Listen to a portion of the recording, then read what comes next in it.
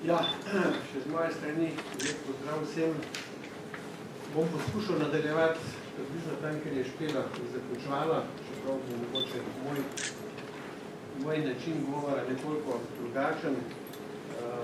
Malo več se bom posvetil pravzaprav vprašanju, ali lahko presežemo pedagogizacijo, ki je, kot je upravičeno kritizirala Špela, pogosto pravzaprav nekakšen izgovor za prakse, ki jih pravzaprav nobena resna politična družboslovna teorija ne more več legitimirati. Seveda, to izvorno vprašanje iz naslova, ki je nekoliko zapleteno, ali je subjektifikacija sploh lahko pravzaprav nek cilj splošne izobrazbe, ni samo retorično vprašanje. Kajti, ko razmišljamo o tem, kaj vzgoja in izobraževanje sploh sta, pogosto razmišljamo v kontekstih, recimo pojmov, kot so recimo Špela imela discipliniranje, socializacija, na nek način izobraževanje oziroma kvalifikacija. Kaj pa potem pomeni ideja nastajanja subjekta? Evidentno jasno je, da se kot subjekti ne rodimo, ni pa toliko jasno, da subjektiviteta ne moramo vzgojiti. In če je ne moramo vzgojiti, ali lahko pravzaprav proces nastajanja subjekta povežemo z vzgojo. To je pravzaprav to moje osnovno vprašanje. Za izhodišče sem vzel dva citata, dveh avtorjev, na katere se bom največ sklical danes. Prvi je francoza Jacquesa Rancièra, ki med drugim pravi takole: subjektifikacija je dizidentifikacija, premik iz naravnega kraja, odpiranje subjektnega prostora, kjer lahko vsak šteje, kajti gre za prostor, ker štejejo tisti, ki sicer ne štejejo.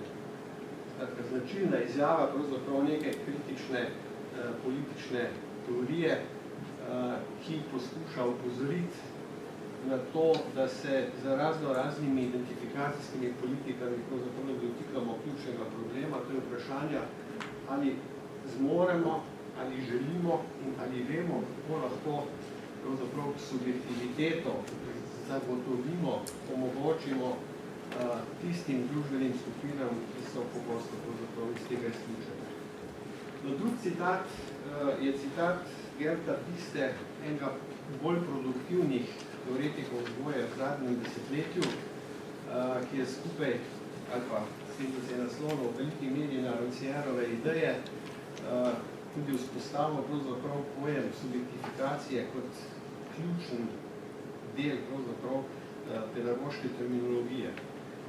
Takole približno pravi v enem od svojih intervjujev: subjektivitete ne moremo privzgojiti, lahko pa zagotovimo prostor, Špela je rekla možnosti, v katerem vznikne subjektiviteta kot možnost biti naslovljen oziroma postavljen pod vprašaj. Zato je vsaka vzgoja tvegano početje, brez tveganja pa ni prave vzgoje. Skratka, gibali se bomo pravzaprav proti tega vprašanja, kaj subjektifikacija sploh je in kaj sploh lahko počne v vzgoji, če kaj. Sam sem trdno prepričan, da njeno mesto subjektifikacije v vzgoji definitivno obstaja, je od nekdaj obstajalo, čeprav je to ravno tisti del vzgoje, ki ga je najtežje misliti, najtežje zapolniti z nekimi konkretnimi praksami. Danes bom malo več govoril o teoriji, čeprav bom zaključeval z konkretnimi primeri, tako da boste dobili nek opis, da seveda to, o čemer danes govorimo na svetu, niso neke romantične ideje, pač malo bolj radikalnih teorij, ampak so povsem uresničljivi cilji. Delno sem se pravzaprav te tematike loteval že v predavanju, ki sem ga imel marca v Kamniku, kjer sem pravzaprav izpostavil dve osnovni temi. Prva je bila ta, da se kot subjekti ne rodimo, ampak to še ne postanemo s pomočjo vzgoje kot potopitve v kulturno tradicijo. Danes bom vsaj delno pravzaprav oporekal tudi sami tej postavki. Rekel sem, da seveda subjektifikacija je povezana vzgojo, ni pa pravzaprav mogoče subjekta vzgojiti. Tako da tu je pač nek paradoks, ki ga bomo poskušali razrešiti. In druga teza, ki sem se je dotikal je bila ta, da je umetnost eno od privilegiranih mest subjektifikacije v vzgoji. To tezo bom celoti uhrano in tudi danes nekako poskušal ponoviti nekaj takih pravzaprav predstaviti nekaj takih praks, še posebej takih, ki se odvijajo v zavodu Cirius, ki dokazujejo pravzaprav, da lahko za subjektifikacijo handicapa marsikaj konkretnega naredimo. No, danes bom nekako gradil naslednje teoretske konstrukte, se pravi, pokazal, kako je lahko subjektifikacija način nastajanja subjekta s pomočjo vzgoje, pokazal, da gre za nek koncept, ki se bistveno razlikuje od enega drugega, ki je ravno tako nastal znotraj pedagogike in naj bi prispeval k na nek način k osamosvajanju posameznika, to je koncept opolnomočenja. Pokazal bom podobno kot Špela, da ni mogoče govoriti o subjektifikaciji brez pomembnega mesta, ki ga pri tem igrajo skupnosti, oziroma humanitarna perspektiva. In seveda poskušal bolj konkretno odgovoriti, kaj subjektifikacija ponuja oziroma prinaša hendikepiranim osebam.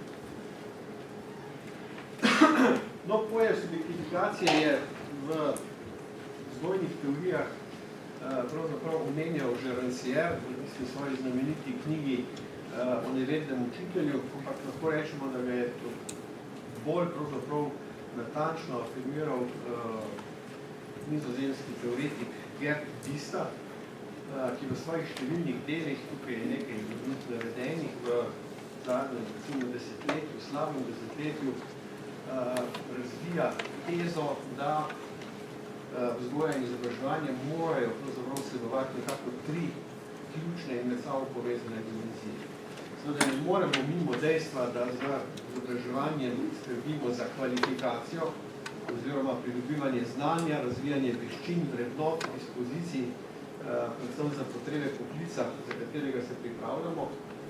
Tudi ni mogoče pravzaprav odmisliti tega, da se vzgoja povezuje s socializacijo oziroma načinom, kako postanemo del nekega okolja, s tem, da sprejmemo družbene norme in navade, ter oblikujemo okolju primerne samopodobe oziroma identitete.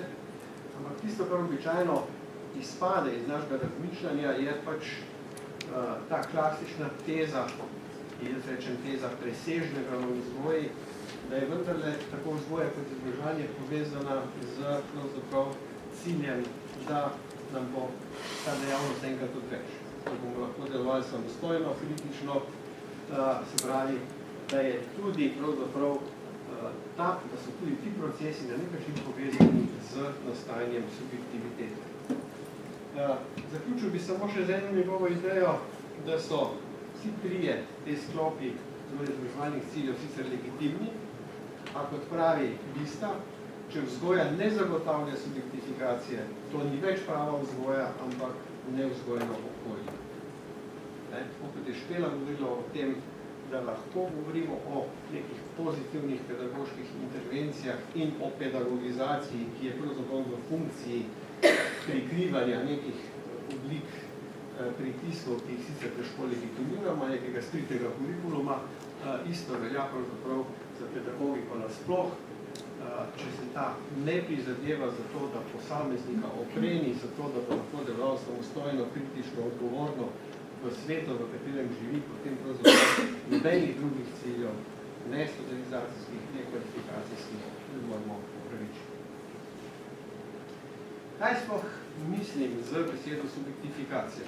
Zelo preprosto rečeno, prvič je to proces postavljanja posameznika kot subjekta, drugič, zavedati se moramo, da se kot subjekti, kot rekel, niti ne rodimo, niti se subjektivitete naučimo, ampak to postanemo, ko aktivno vstopimo v svet na etično in politično odgovoren način. Zato tudi biti subjekt ni vprašanje tega, kdo smo, se pravi naše identitete, ampak vprašanje tega, kako bivamo, našega načina bivanja, oziroma kako bivamo v svetu. Med avtorji, ki jih Gerd Bista navaja pač kot ključne, recimo, zato, kako je sam predstavil koncept subjektifikacije znotraj vzgojne teorije, bi omenil 3 ključna imena, to so Jacques Rancière, ki sem ga že omenjal, nadalje politična filozofinja Hannah Arendt in pa filozof znan po svoji etiki Emmanuel Levinas. Zelo na hitro vam bom poskušal predstaviti njihove najbolj osnovne ideje, res ne bom pa počelujo z dolgimi razlagami specifik posamezne teorije, zgolj zato, da ugotovimo, kaj vse moramo imeti v mislih, ko praktično razmišljamo o tem, s kakšnimi konkretnimi dejavnostmi lahko podpremo procese subjektifikacije. Prvo idejo Jacquesa Rancièra smo že spoznali kot enega od tistih izhodiščnih citatov. Subjektifikacija definitivno ni identifikacija, ni vprašanje nastajanja posameznikove identitete, ampak je na nek način odpiranje prostora, v katerem lahko dejansko delujemo aktivno, kritično in odgovorno. Osnovni pogoj nadalje za subjektifikacijske prakse, tako v sferi politike, kot v sferi umetnosti, kot tudi vzgoje in izobraževanja, to so namreč 3 področja, po katerih pravzaprav Rancière piše v svojih delih, je aksiom o enakosti inteligenc. Že prej je Špela razlagala, da pravzaprav pogosto osebe, ki jih zapiramo v azile, označujemo kot nezmožne pravzaprav samostojnega življenja, nezmožne odločanja o svoji usodi in tako dalje. In Jacques Rancière je znan pravzaprav po svoji tezi, da je na nek način pedagogika izumila pravzaprav aksiom o neenakosti inteligenc, zato da je lahko legitimirala seveda tezo o vsevednem učitelju. Takoj, ko pravzaprav vsaki osebi, ki jo vzgajamo, od majhnega otroka do osebe z motnjo v duševnem razvoju, priznamo pravzaprav neko osnovno inteligentnost, neko osnovno zmožnost reflektiranja sebe v svetu, moramo pravzaprav na drugačen način postaviti tudi vlogo pedagoškega delavca. In takoj, ko priznamo pravzaprav aksiomo enakosti inteligenc, postanejo vse te pravzaprav represivne prakse na nek način nelegitimne. Zato je Rancière prepričan, da so celo pravzaprav predstavniki kritičnih družbenih teorij, kot je recimo Paulo Freire s svojim konceptom opolnomočenja, vedno pravzaprav završili ta osnoven problem.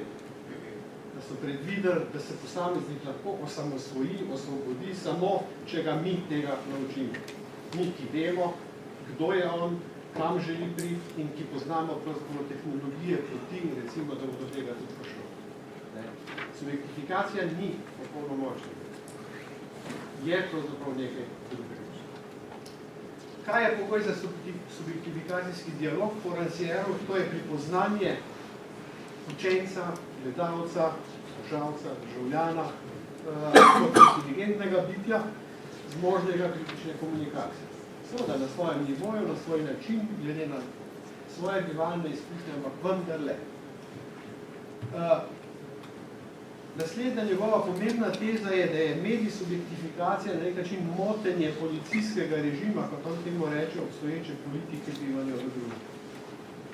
Subjekti postanemo takrat, ko vzpostavimo pravzaprav jasno distanco do teh prevladujočih družbenih okoliščin in ko smo pripravljeni pravzaprav vstopati v družbeni prostor na nekonvencionalni način s tem, da pravzaprav, če že ne odpravljamo, vsaj zmotimo delovanje oblasti.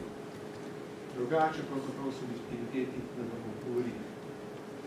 In končno, cilj subjektifikacijske vzgoje, umetniškega dogodka ali politike ni nek Habermasovski konsens, ni to, da se bomo toliko časa sedeli, da bomo potem prišli do skupnega mnenja. Vemo, kako se konsenzi gradijo recimo v neki parlamentarni demokraciji, ne, kjer pravzaprav smo zato ukinemo vsakršno pogovarjanje, dogovarjanje, samo da imamo večino, ne, ampak je to vztrajanje v nekem nesoglasju, v disenzu, oziroma soočenjem mnenj in interpretacij. In dokler smo zmožni živeti, sobivati, sodelovati ob dejstvu, da smo si različni in enaki v svoji različnosti, da takrat pravzaprav subjektifikacijske prakse lahko delujejo. Še ena od idej, s katero se ta klasična pedagoška misel zelo težko sooči. Gremo na drugo avtorico, Hannah Arendt.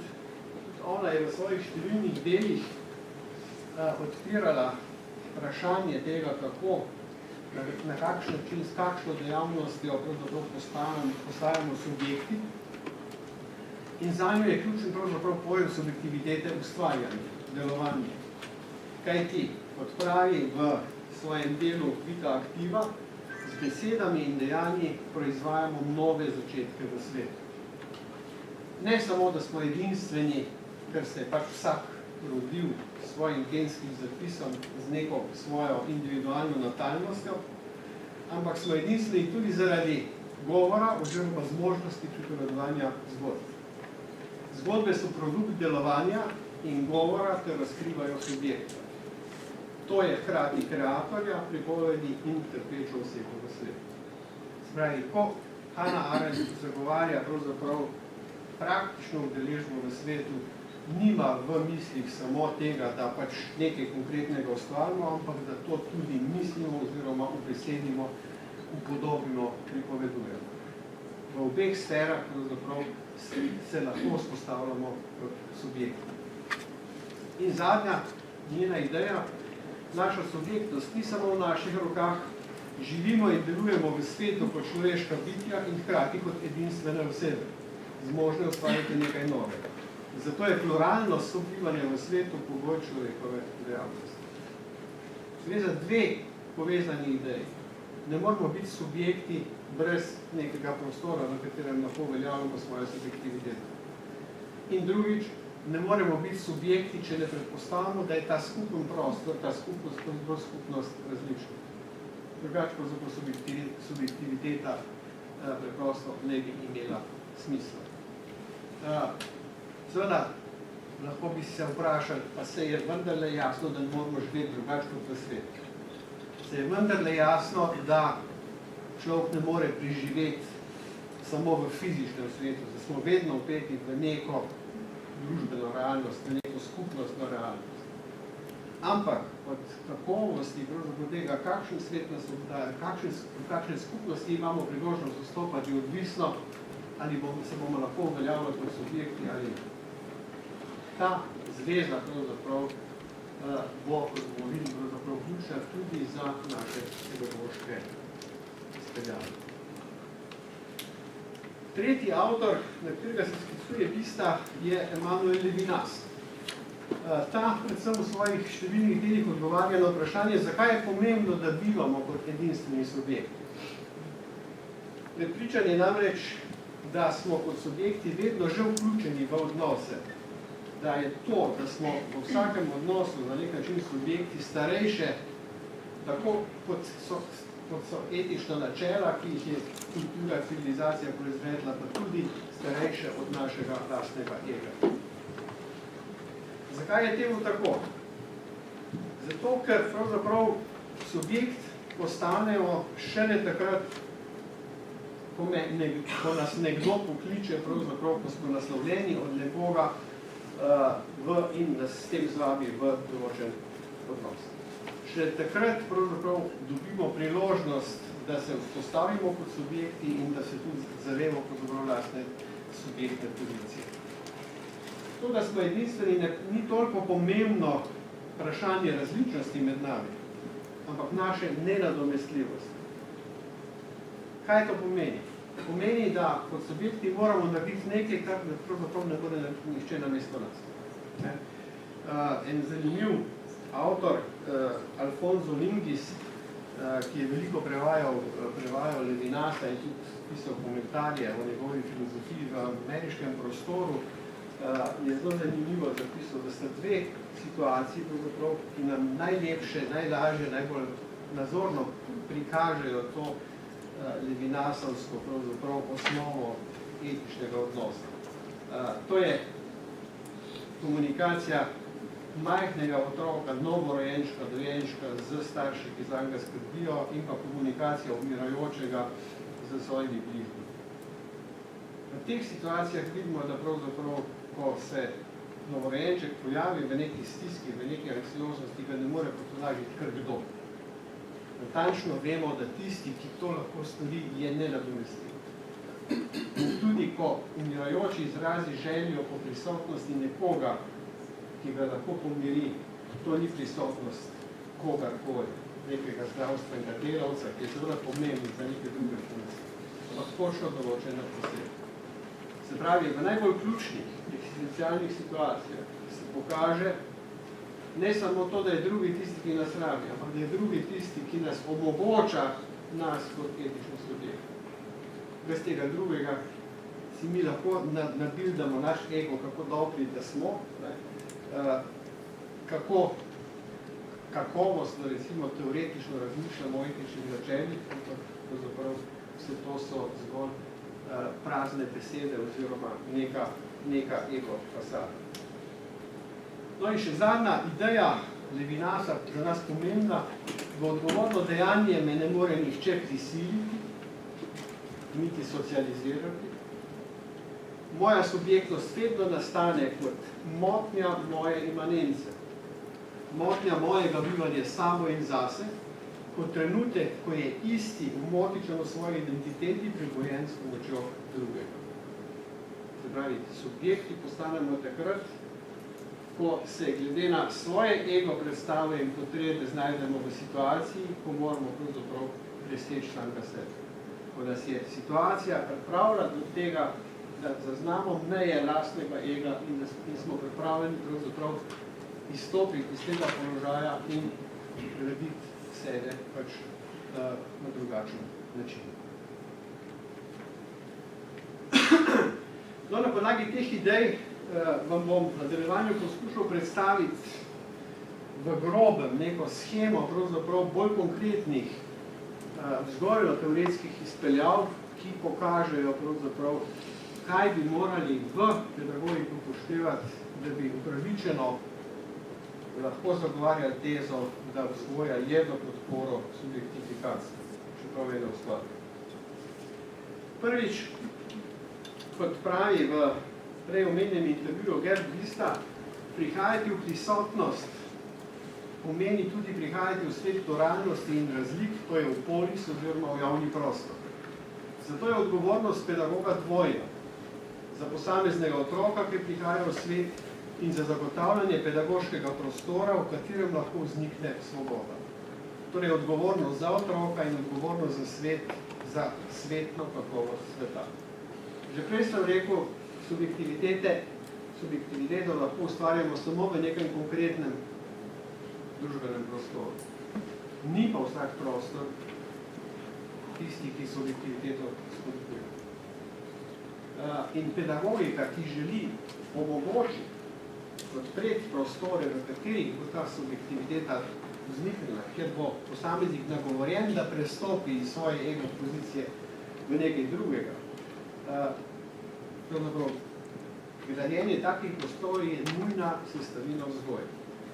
Vzgoja se ne začne takrat, ko smo v konkretni komunikaciji z nekom, ki ga nekaj podučujemo, ki mu nekaj pri nečem pomagamo in tako dalje.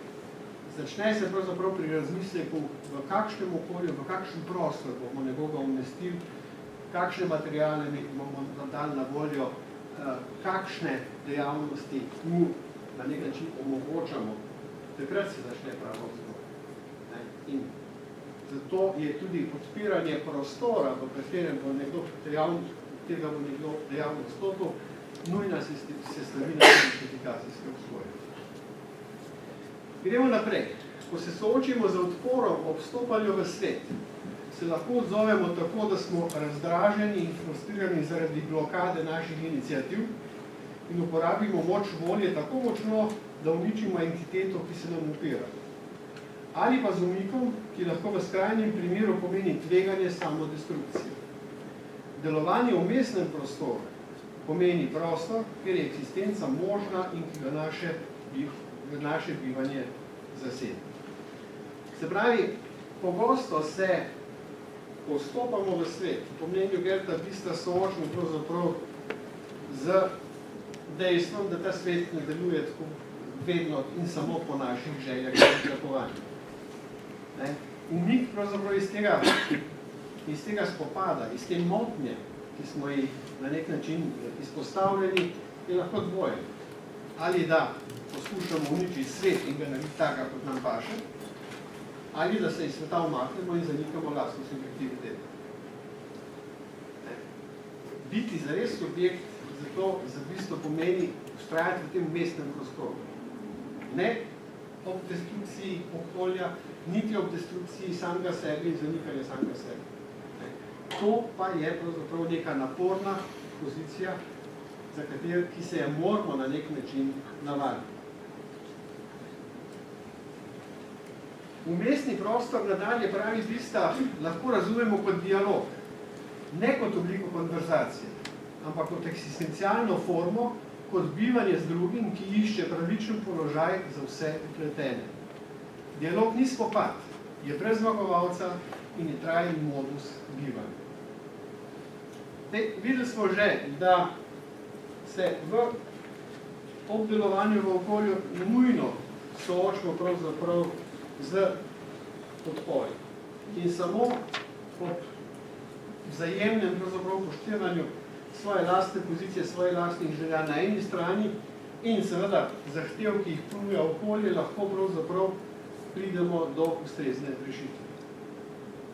Osnovno vprašanje, torej pedagoško načelo, torej je načelo motnje, ki sledi ideji Hannah Arendt, da subjektnost ni v naših rokah in tudi Levinasa, da dogodek subjektnosti vedno nastopi kot motnja moji imanenci, bivanju zase in sabo kot prebojenje naših zaspanih želja.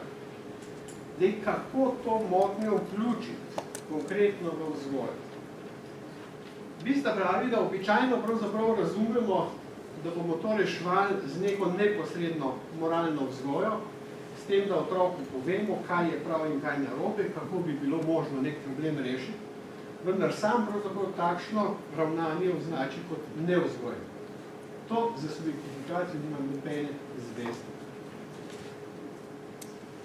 Motnja pravzaprav lahko produktivno odpiramo v vzgoji na dva načina.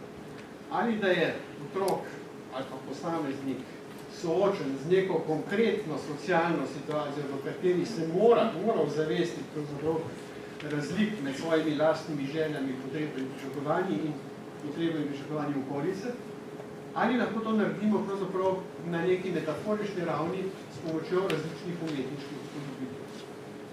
Te pravzaprav omogočajo neko posredno izkustveno obliko, če je seveda posameznik sposoben vstopiti v sporočilo umetnine, se vanjo potopiti in preigravati pravzaprav neke eksistencialne dileme, kot da bi se mu v resnici zgodile.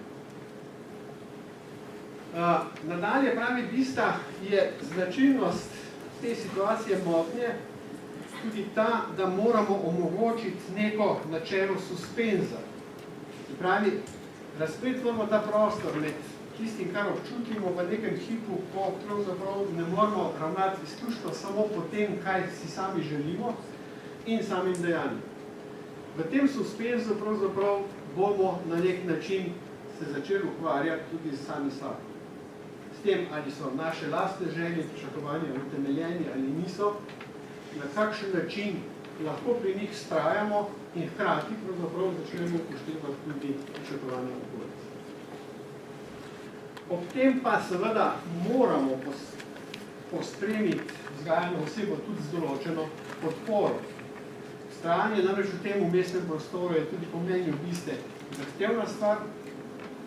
Tudi če boste Ranciera natančno brali njegovega nevednega učitelja, boste videli, da to nikakor, nevednost učitelja nikakor ne pomeni, da učitelj ni potreben, ker v njegovem primeru njegove zgodbe je to učitelj, ki pravzaprav mora nekoga naučiti jezika, ki ga sam ne zna in hkrati mora učiti v jeziku, ki ga tudi sam ne pozna. Ima težavo sploh komunicirati z učenci in težavo v tem, da nima nobenega znanja o tem, kaj bi moral učence naučiti. In vendar pravzaprav napiše o tem knjigo, kar pomeni, da mora na nek način tudi temu nevednemu učitelju dodeliti neko jasno vlogo.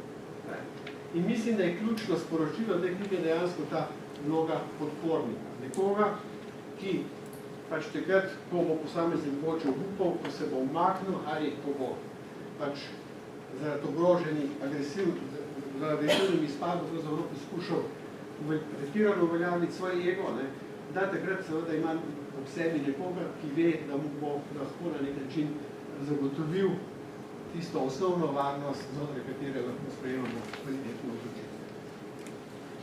Vzgoje torej ne moramo in ne smemo razumeti zgolj kot sledenje nekim otrokovim individualnim potrebam, ampak tudi kot nudenje podpore, ki bo preprečil tako destrukcijo sveta, kot destrukcijo osebstva. Otroka ne držimo stran od destrukcije, ampak ga podpiramo pri vztrajanju v vmesnem prostoru, motenj in odporu. In še zadnja njegova ideja, motnja, suspens in podpora so načini, kako spremenimo golo moč pedagoga v avtoriteto, ki pa se vzpostavi prek dialoga z drugim, ki mu dopustimo moč nad nami, da torej pripoznamo kot avtoriteto. Tisto, kar loči pravzaprav to podporo posamezniku pri njegovem samostojnem delovanju od pravzaprav vodenja s pomočjo neke navidezne moči vsevednega učitelja, je pravzaprav dejstvo, da tista prava avtoriteta mora nastati pravzaprav kot posledica nekega vzajemnega pripoznanja. Otroka, ki pripozna v neki osebi nekoga, ki mu lahko pomaga, in pedagoga, tistega, ki nudi pomoč, ki pripozna otroku, da je vendarle on tisti, ki bo lahko sami sebe nekaj naredi, ne nazadnje, da je tudi on tisti, ki mu je dal to moč in mu je lahko tudi odvzame. Brez tega vzajemnega pripoznanja pravzaprav pedagogiki avtoritete v bistvu ni, gre samo za vprašanje gole pravzaprav politične prevlade. Pomenil sem, da se koncept subjektifikacije bistveno loči od nekega drugega koncepta, ki so ga kritične teorije nekako začenjale pod vplivom razsvetljenskih idej omenjena tam že v 30 letih 20. stoletja v frankfurtski šoli, še posebej pa se je ta ideja močno razpasla potem tam od 60 let naprej pod vplivom Paola Freireja in je dobila pravzaprav ime koncept opolnomočenja. Opolnomočenje naj bi bil pravzaprav sinonim za tisto nekaj, s čimer pravzaprav v vzgoji omogočimo emancipacijo. Tukaj pravzaprav govorim o nekako treh osnovnih paradigmah, kako lahko gledamo na emancipatorični potencial vzgoje. Prva je ta klasična razsvetljenska. Če želimo postati samostojni, moramo najprej iti preko dolgotrajnega procesa discipliniranja, kajti dokler naše kognitivne sposobnosti naj ne bi bile dovolj razvite, da pravzaprav sprejemamo odločitve, mora odločitve sprejemati nekdo namesto nas in v našem imenu. In pa seveda tudi nadaljnjega procesa kultiviranja, ko nas mora nekdo naučiti misliti tako, kot se misli. Razsvetljenci so bili prepričani pravzaprav, da je biti subjekt, biti prosvetljen in biti ustrezno vzgojen.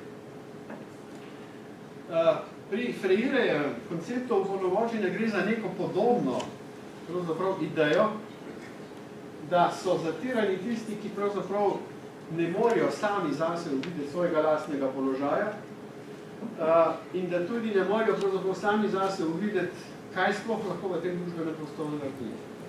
Zdaj, nek spet prosvetljen pedagog je tisti, ki mora pravzaprav pokazati pot, ki mora priskrbeti ustrezno znanje in veščine, da se bodo lahko osamosvojili. Težava seveda pa tem je, da običajno z prenosom teh veščin prenašamo tudi svoje osebne ideologije in jih razglašamo za univerzalne oziroma za tiste, ki bodo vsakomor pomagali pravzaprav iziti iz nekega zatiranega stanja. Rancière z subjektifikacijo pravzaprav poziva, kot smo rekli, sprejetju aksioma pa enakost inteligenc, kjer pravzaprav subjekt ne postanemo zaradi tega, ker nas je tega nekdo naučil, ampak zato, ker nam je nekdo pravzaprav odprl prostor in nam nudi oporo pravzaprav pri svojem samostojnem delovanju.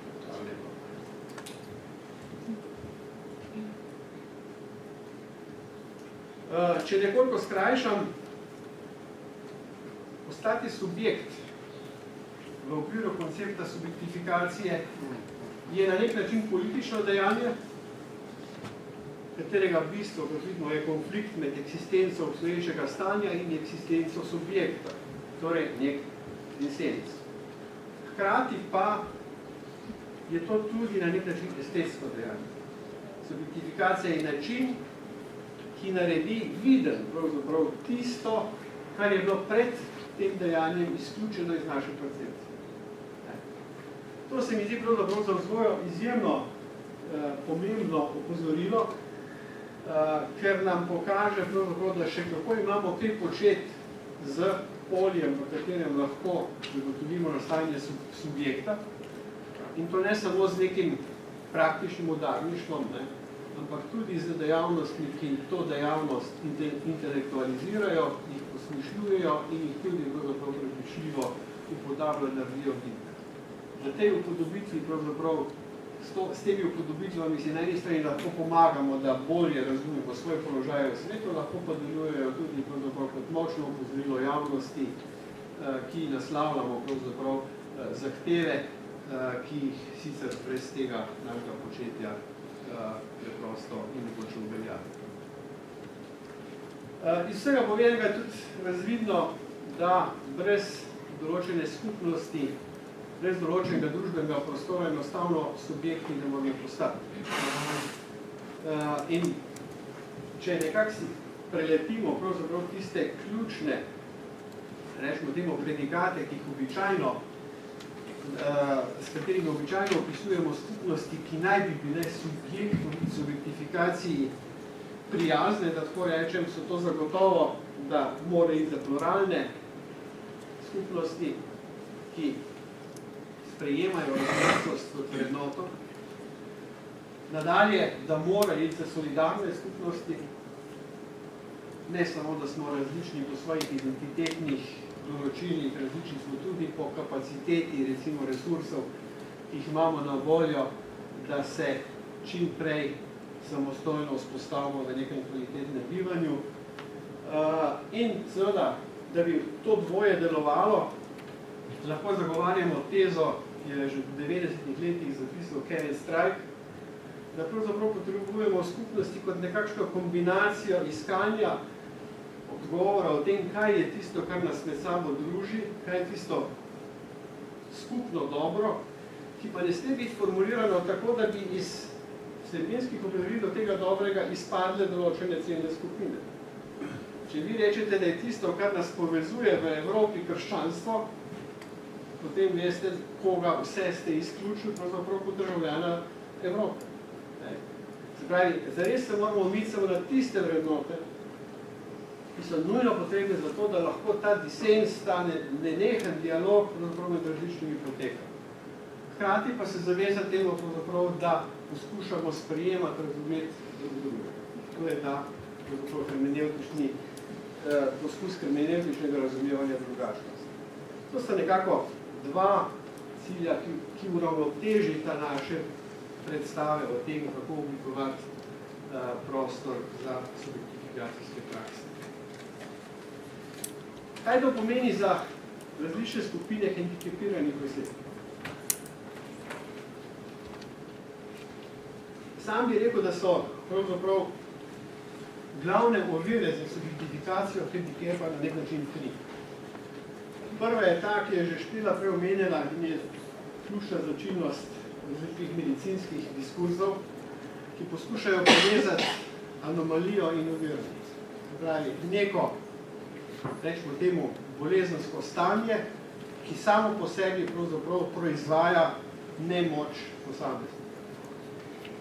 Že tik po drugi svetovni vojni pravzaprav so študije pokazale, da temu preprosto ni tako. Da je oviranost pravzaprav nekaj, kar nastane v družbenem okolju, ne pa, da je to neka preprosta posledica nekega anomaličnega stanja. Zdaj seveda, tako kot smo rekli, da predpostavka nevednosti otroka legitimira vse vednost učitelja, tudi predpostavka tega, da je oviranost posledica bolezni, legitimira vse moč medicinskega osebja oziroma specialističnih strok, da so samo oni tisti, ki lahko pravzaprav kaj naredijo za pomoč hendikepiranim osebam. Pri čemer seveda spregledajo ta paradoks, ki ga je jungovski psihoanalitik Guggenbull Craig označil pravzaprav kot tezo, da je vsaka oblika pomoči pravzaprav oblika moči. To, da uživamo v pomoči, je pravzaprav scenična plat naše ego predstave v naši velikodušnosti. In če to dvoje združimo, pridemo do tretje predpostavke. Negativno pripoznanje hendikepa kot nezmožnosti je pravzaprav tisto, zaradi česar legitimiramo svoje prakse premoči, namesto da bi dali priložnost oviranim osebam, da svojo dejavnostjo ob naši asistenci seveda presegajo svoje hendikepe in oviranosti. Tu je nekaj takih ključnih, recimo, praks, ki bi jih v šoli, skupnostnih praks, ki bi jih v šoli lahko podpirali, ne pa, da se morajo, kot rekla Špela, skupnosti oblikovati kljub institucije. Zagotovo so to oblike medsebojne pomoči, zagotovo je to delovanje v lokalni in širši družbeni skupnosti, vzgoja ne sme in ne more biti zaprto samo za zidove posamezne institucije in zagotovo je to vzgoja s pomočjo umetniške izkušnje, ki sem jo prej omenjal kot eno od orodij, ki daje pravzaprav posamezniku veliko možnosti za kreativno izražanje samega sebe, pa tudi za testiranje, preverjanje pravzaprav možnih praks, s katerimi lahko presegamo svoje oviranosti v konkretnem prostoru. Zaključil bom z nekaj konkretnimi primeri. Večina teh je z področja, oziroma vsi tukaj so z področja umetniške rabe fotografije in večina od teh je nastala v zavodu Sirius Camp. Za eno majhno izjemo. Nekako sem jih razvrstil v tri strukturne sklope. Prvič, v kritične samoreprezentacije hendikepa. Mislim, da so hendikepirane osebe tiste, ki si morajo prizadevati in drugo potem pomagati, da vstopajo v družbeno zavest pravzaprav na način, kakršnega same želijo in spostavljajo. Ne na način nekih naših stereotipnih predstav o ubogih, ki pravzaprav rabijo našo pomoč. Drugič, bom prikazal primer pravzaprav rabe umetniških jezikov kot nadomeščanja oviranosti v komunikaciji. Značilnost umetniških jezikov je, da uporabljajo ne samo različne vrste inteligence, ampak tudi različne vrste sporočilnih jezikov. Nekdo, ki se ne zmore izražati v nekem artikuliranem besedni obliki, lahko pravzaprav to izražanje pretvori v nek drug jezik. Tretjič, oblike katartičnega preseganja hendikepa. In četrtič, zavzemanje za pravice do osebne asistence kot neko sodelovalno obliko pravzaprav konkretnega družbenega angažmaja z pravzaprav rabo kritične fotografije, ki opozarja na to, kdo smo mi tisti, ki pravzaprav kot hendikepirani potrebujemo posebno asistenco, ki bi lahko delovali kot subjekt. Tu so primeri pravzaprav samoreprezentacij. Avtorji so v glavnem hendikepirani, posebej mladi fotografi, ki so še posebej v Kamnik dosegli izjemno visok nivo kakovosti. Redno se udeležujejo tudi raznih nacionalnih in mednarodnih natečajev in tudi pravzaprav dobivajo nagrade. Ne bom komentiral posameznih fotografij, ker mislim, da same po sebi dosti dobro govorijo o tem, kar slikajo.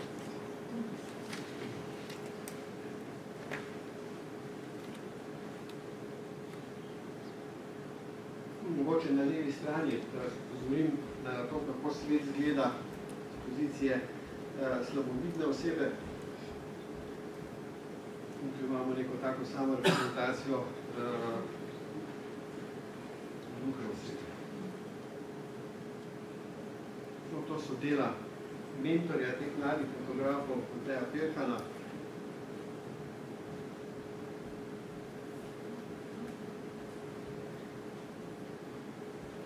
Fotografije Nina Rakoviča se zgolj zaradi tega, ker gre za fanta, ki ima zaradi svojega hendikepa močno ovirano to besedno verbalno komunikacijo. In vendar je pravzaprav s pomočjo določenih prilagoditev prišel do orodja, ki mu zagotavlja, da izraža pravzaprav samega sebe v svetu na izjemno podoren način. To so fotografije iz njegove samostojne fotografske razstave z naslovom Selfie, kar je spet zelo pomenljivo, ker če bi videli celo paleto teh fotografij, bi videli, da ta selfie ni več stvar nekega razkazovanja sebe, ne takšnega kot si, ampak takšnega, kot lahko navdušiš okolico, ampak ravno nasprotno. Za primer katarzičnega preseganja hendikepa sem vzel delo Evgena Bavčarja, ki veste, da pri nas niti pod razno ni moglo študirati tistega, kar ga je zanimalo, to je bila umetnostna zgodovina. Danes ima trojni doktorat iz tega področja in je kot slepa oseba tudi mednarodno priznan fotograf. In pa skupno delo kolega Mateja Pirhana in njegovega fanta Luke z naslovom Mali princ. To je ena najbolj mednarodno odmevnih akcij, ki je nastala kadarkoli v Sloveniji na področju fotografije. No in še primer družbenega angažmaja, to je razstava Osebna asistenca in naša eksistenca, ki je bila postavljena večkrat v različnih krajih sveta, med drugim tudi v slovenskem parlamentu. Tudi to je način, kako lahko svoje ideje uspešno predstavljamo na način, da pokažemo, da nismo nič kaj bistveno drugačni od tistih, ki niso gibalno ali kakorkoli drugače ovirani, zaposlujejo nas iste skrbi kot neovirane, tudi iste radosti in samo na tak način s takimi predstavitvami lahko pravzaprav širšo družbeno javnost prepričamo, da so zahteve, ki jih naslavljamo, pravzaprav relevantne. No in zadnja misel.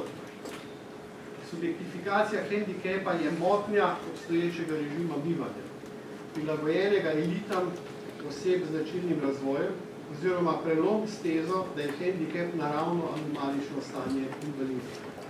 Ne, hendikep je stanje družbene oviranosti in edina pomoč, ki ni premoč, je ta, ki omogoča subjektifikacijo hendikepa. Subjektifikacija je zato pogoj inkluzije. Hvala lepa.